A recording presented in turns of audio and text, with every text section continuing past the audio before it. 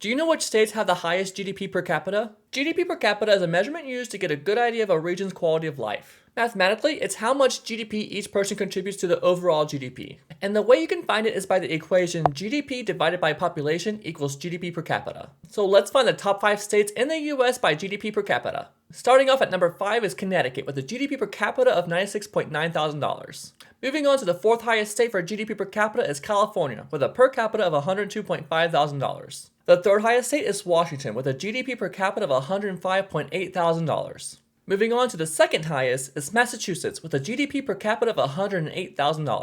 And the state with the highest GDP per capita in the United States is New York with a GDP per capita of $114.4 thousand.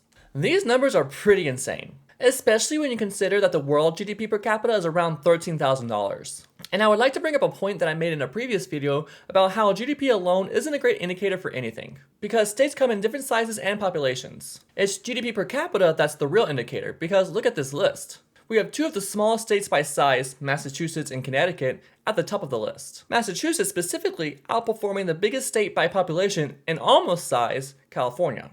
All the data used was sourced from Marisas.com, and be sure to follow to answer more questions like,